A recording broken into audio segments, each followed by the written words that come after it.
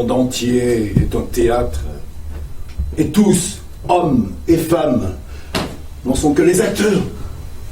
Et tous ont leurs entrées et leurs sorties, et chacun y joue successivement les différents rôles d'un drame en cet âge.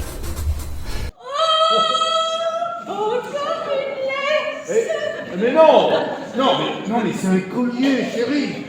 C'est beaucoup trop luxueux pour un chien. Mais c'est pour toi. C'est pas pour le chien, c'est pour toi. Mais c'est un collier pour femme. Qui est-ce qui pourrait vous le reprocher? Je dirigeais un journal pacifiste. La guerre éclate. Que faire? Ils avaient tous les yeux fixés sur moi. Osera-t-il? Eh bien, j'ai osé. Je me suis croisé les bras. Ils m'ont fusillé. Excuse-moi. Je n'aime pas faire souffrir inutilement. Et celui qui m'échappera sans quelques membres brisés s'en tirera bien, heureusement. Tu m'expliques un tout petit peu le contexte, là? Juste, j'ai vrillé. Je savais pas que je pouvais vriller comme ça. Attends, Jamie. Mais t'es sérieux, là? C'est ça ta défense? Le mec, il a dit...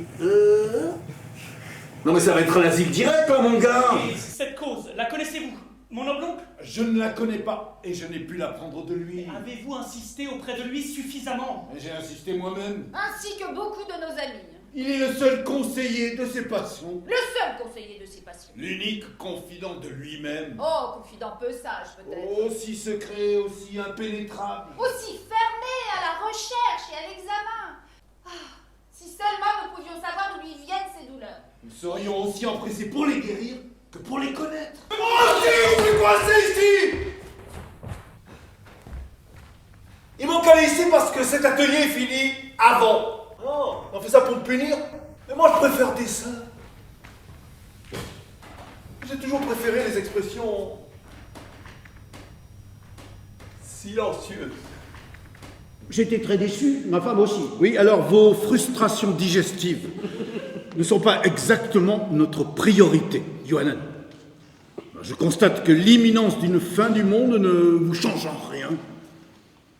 Oh, Elohim, donne-moi la moitié de la patience de Salomon. Reprenez, Rabbi. Excusez, mais qu'est-ce que vous cherchez dans ma poche? Alors, Commencez par me remettre ce machin. quel machin? Il n'y a rien dans cette poche, rien. Mais j'ai vu comment vous l'avez introduit dans la bouche. Introduit? Oui. Je me suis rien introduit, moi. Lâchez-moi, s'il vous plaît. Bon, je vais vous lâcher, hein. Monsieur Simon, mais d'abord, vous me donnez votre parole d'homme que vous n'allez rien faire contre vous-même tant que vous ne m'aurez pas entendu jusqu'au bout. Citoyen Podzekanikov, la vie est belle. Tout à l'heure, quand je t'ai demandé si tu t'étais pas emporté avec Mazzolini, tu m'as répondu quoi? Non mais t'as vu dans quel état tu te mets là? Non, parce que d'après lui, ça ne s'est pas du tout passé comme tu l'as raconté. Il a trouvé ton comportement inadmissible, il était hors de lui. Macbeth a tué le sommeil innocent, celui qui relie tous les fils de notre cerveau, celui qui les dénoue quand les soucis les emmènent. De quel souci parlez-vous? La voix criée, Glamis a tué le sommeil. Nous n'avons plus rien à perdre. De la politesse pour le faire. Tout à l'heure, nous serons nus comme des vers. Ah, laissez-moi! Comme des vers! De tous vos façonniers, on est point les esclaves. Il est de faux dévots, ainsi que de faux braves. Quoi?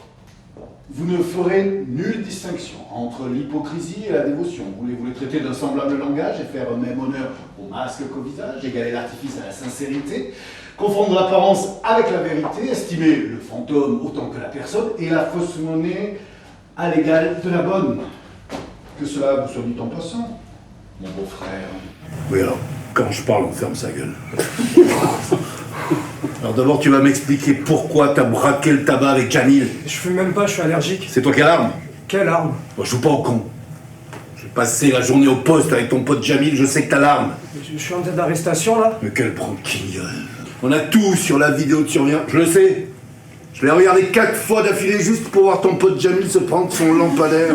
Le contrôle de cette soirée nous a complètement échappé. Fred ne se rend compte de rien. On a toujours beaucoup de problèmes avec lui. Il n'a aucun discernement. Il se comporte comme un irresponsable. Ce n'est pas grave. Non mais je suis très emmerdé pour ton mari. Vous doutez toujours de ma puissance, femme.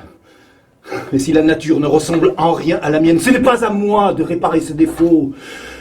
Vous vouliez être homme pour m'écraser. Et vous ordonne-t-il, monsieur, d'ouvrir l'oreille à ce qu'un pur caprice à son père conseille et d'accepter le don qui vous est fait d'un bien où le roi vous oblige, je ne prétends rien. Alors, voilà ce que je vous propose. Vous entrez dans sa chambre, mais comme si de rien n'était. Et vous commencez à lui raconter. Lui raconter quoi?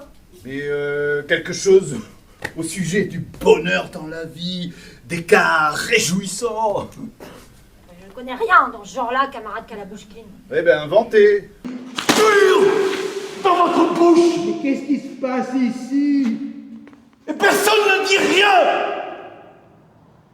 Cet homme, sali à Torah, sali en mémoire de nos pères. Et vous laissez dire. Que lui reproche-t-on? Satisce conferebantur dividiam urben hominum. Fiez-le à la police. Vous aurez plus de résultats.